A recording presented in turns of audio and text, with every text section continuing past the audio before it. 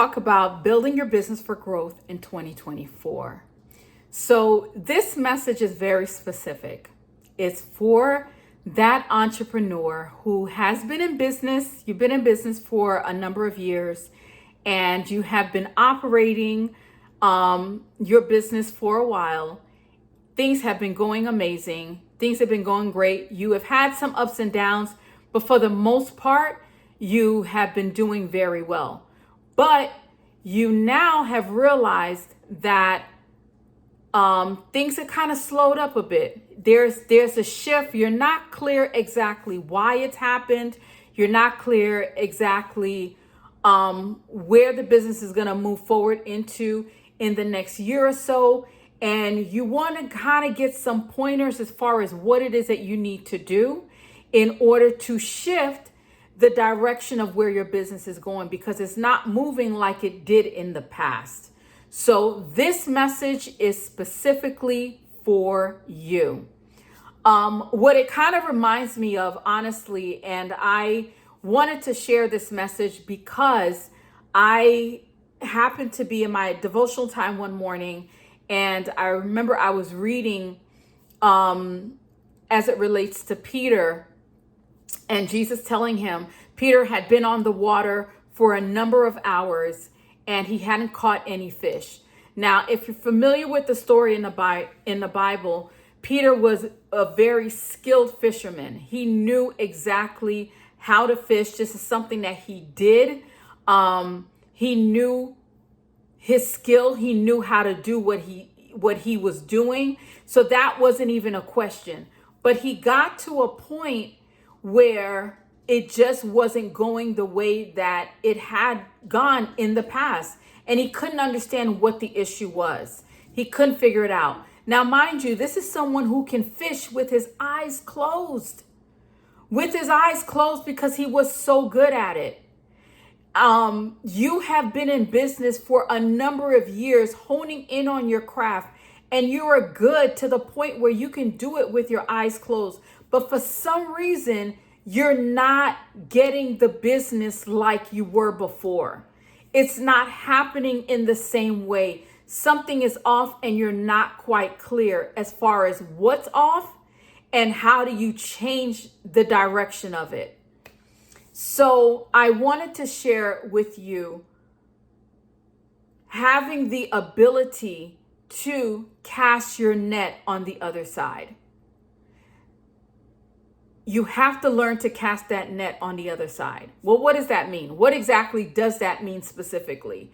And how does that apply to my business and what I'm going through right now? Because this is not how it was years ago. You know, you started that business prior to the pandemic. You weathered the storm in the pandemic. You're here on the other side.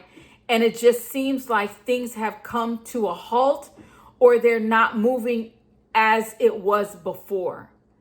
So one of the things that I have learned in business is that you have to understand the heartbeat and the trajectory of what you have built. Sometimes we get so comfortable in where we are in our business that we oftentimes need to take a step back and evaluate where things are and make the necessary shifts and pivots that are necessary. So for Peter, for example, this is something he was comfortable with doing. This is something he never questioned. He never, he knew what he was doing. He was skilled at it. And then it got to a point where it wasn't doing what he needed it to do anymore. So Jesus simply told him, just cast your net on the other side. And when he did, he was able to catch fish that literally broke the net. And in this season, honestly, I feel like a lot of us entrepreneurs are at a point or in a season where things are not moving in the direction that it had been for a while. But what God is trying to get our attention to see is If you just simply cast your net on the other side, you will harvest way more than you even anticipated, to the point where you don't even have a net big enough to gather all that he has for you. I like to break things down so that way we can understand it in layman's terms and be able to apply it effectively. So what does that mean? The first thing that you want to do is be able to analyze your business model and your financials. Analyze where you are. Be honest with it. If there are expenses that you have had up until this point, you need to now start evaluating and start cutting stuff back and start looking at what is necessary and what is not necessary. Where are you trying to go in your business in this particular season? And what are some of the things that you need to now begin to readjust, realign for where you're trying to go? Understanding that where you were, you no longer are anymore. So it requires a pivot and a shift that you have to be willing to do in order to get to that next level. So let's start evaluating the services that you offer, the products that you sell. Are those profitable anymore? I remember as a designer, one of the things that one of the things that I still do now is do, the one-on-one clients. But what I realized, I no longer wanted to work one-on-one with clients anymore. And I wanted to be able to offer a service where it's more, involves more of the client involvement with the DIY services, where I create amazing website templates. They're able to purchase these templates and create the websites themselves and give them the ability to do that on their own, right?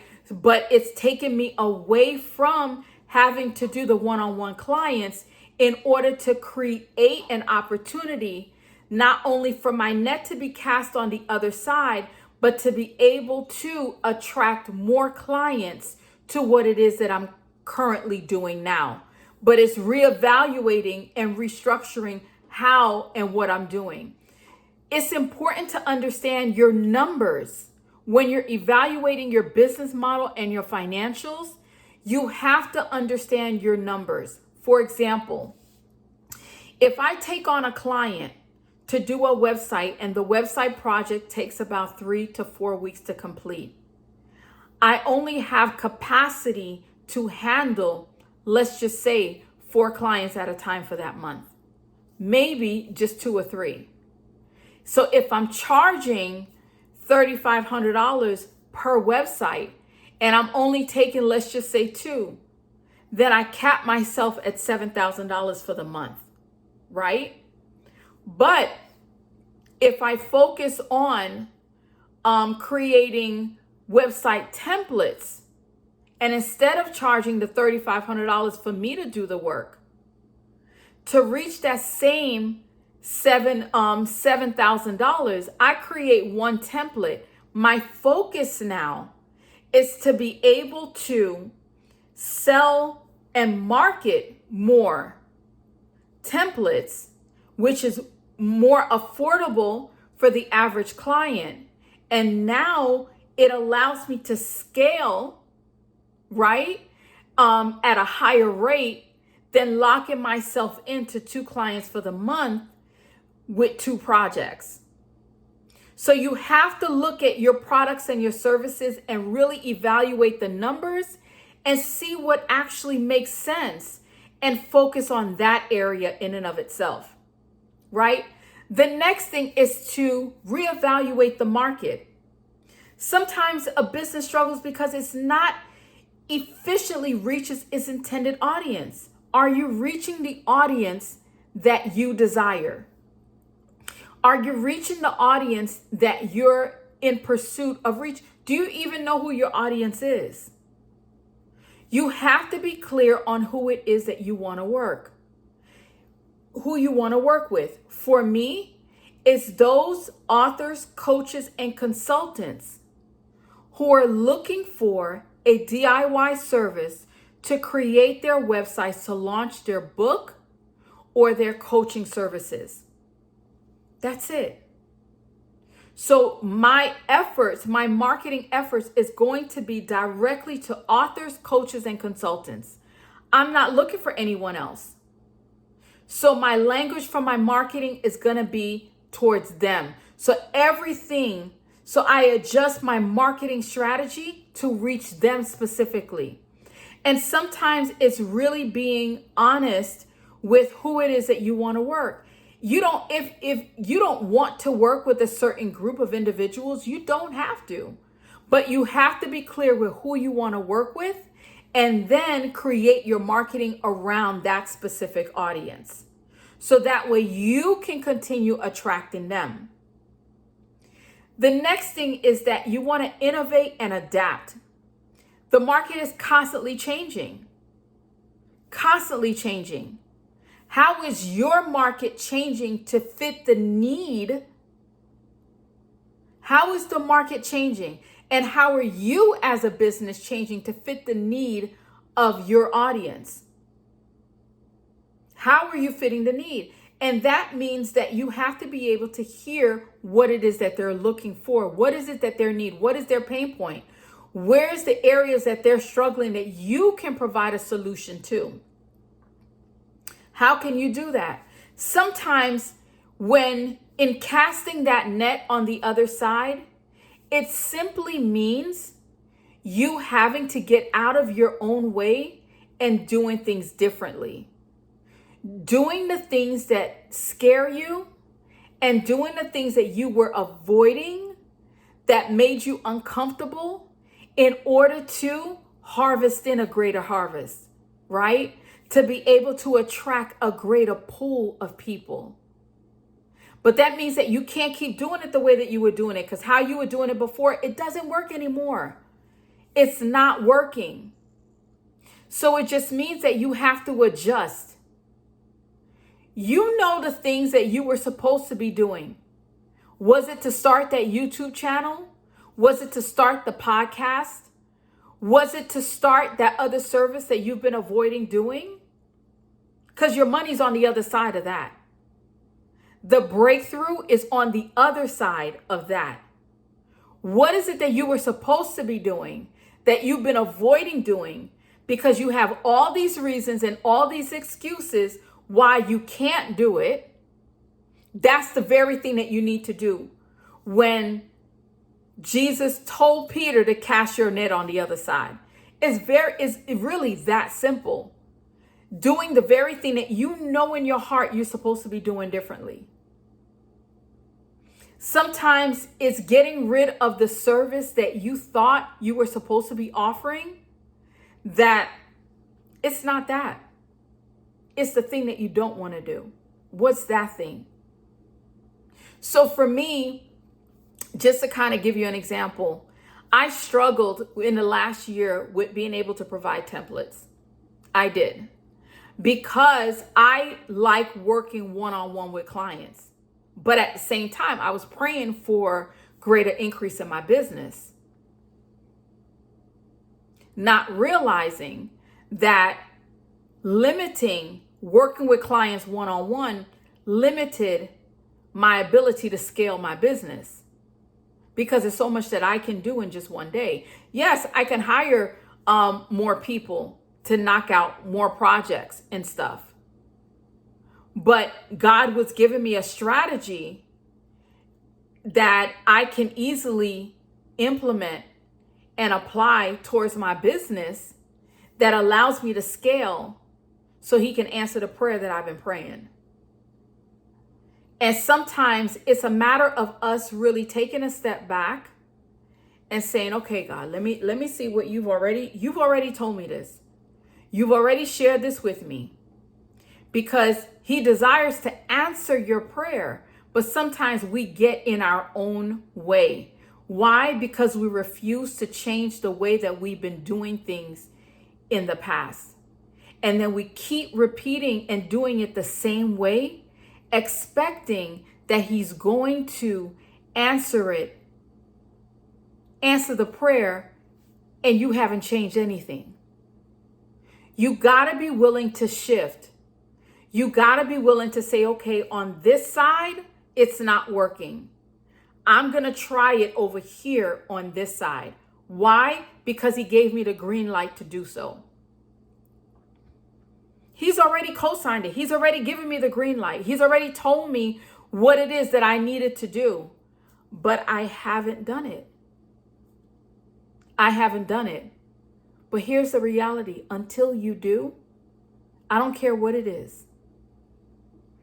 It could be starting the business, starting the podcast, starting the YouTube channel, that thing that scares you, that thing that puts fear in you. I don't care what it is. Your answer is on the other side of that very thing that you're avoiding doing. The last point I want to make is to enhance your online presence. Let me just say this.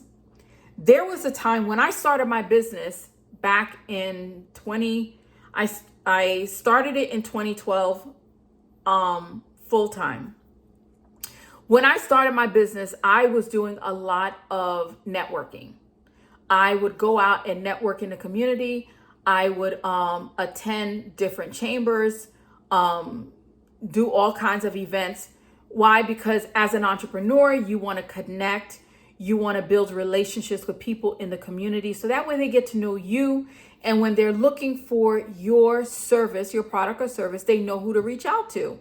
And so after a while, after, you're out there all the time, the faces become familiar. They really start to get familiar with seeing you all the time and whatnot. And that's how I did my networking. However, what I neglected was building an effective online presence, right? So my focus was not so much on Instagram. I was on Facebook, but it was really family stuff and whatnot. It wasn't really too much about business. But I realized in 2024, the focus has to be on building an online presence. I just recently did an interview on a podcast and I shared, and one of the questions that the host asked me was, what advice would I give entrepreneurs at this stage in their business? And though I'm, an advocate for networking, because I feel networking is important, you never know who you can meet. You never know who you can learn from. And you always have to be open to that. But one piece of advice that I would give any entrepreneur who's starting out today is to build an audience. Build a community. Don't focus so much in reference to the business itself or the product or the service that you're actually offering. Build a community that you're solving a problem for, a community that you can serve, a community that you can provide advice to, direction, clarity, inspiration, and motivation to. Build your community. When you build your community and you offer a product or service, it's an offering, it's not a sale. Because your community wants to support you. When you've been providing valuable information, you have been providing guidance, you have been answering questions that they have asked and didn't have an answer to, all they want to do is support what it is that you're doing, whatever it is. So if you focus your effort on building your online presence and building your community, you're able to build a sustainable business that will grow over time in a different way. How we do business now is not the same way that we did business 10 years ago, 5 years ago for that matter, or even 2 years ago. It's changed. And with AI, it's going to continue to change even more. So build that community. If you want to build a sustainable business over time, and you're stuck right now as an entrepreneur and things are not moving, look at changing it up. Do something different in your business. Do the thing that you've been afraid to do. Whether it's going to be, maybe I had to, let me tell you just a couple things that I actually did. And I committed. I said this year is going to be the year that I'm going to do things differently. I'm going to get out of my comfort zone and do the things that scare me. I started making cold calls. And then I started calling past clients, checking in with them, seeing, how they were, how the business was going, and if there was anything I can offer them, new services, product or services that I can offer them, and letting them know some of the things that I'm actually working on. And so I had to get out of my own way. And as a result, I've had some that didn't even know what I was doing. We think because we're out there, people just know. They don't. People don't know what you're doing. And you got to remind them over and over and over. And for those, because I could hear it now, for those that say, well, I don't want to bombard people and constantly putting in their face the product or services that I offer. Don't do that. Answer their questions. Be of service to them. Be available to them. Offer them advice. Don't offer them anything. Don't tell them about no product or no service that you're offering. Find out what their pain points are, and then provide them a solution for that. Help them. Just start there. Do things a little different. And as entrepreneurs, we have to remember, yes, we're in the business of making money, but our first job is to serve. If you lead with serving, offering your product or service will be that much easier. And it'll be a no-brainer when it comes to, it's not even selling anymore. You're offering them a solution and they're willing to pay for it. That's it. That's it. So I hope these 4 tips have helped you. Wanted to share that. Please like and subscribe. Thank you so much for joining me. I will definitely have more videos to come. Leave a comment, ask a question, connect with me. All of my information is in the description. You could definitely connect with me. So I look forward to connecting with you again.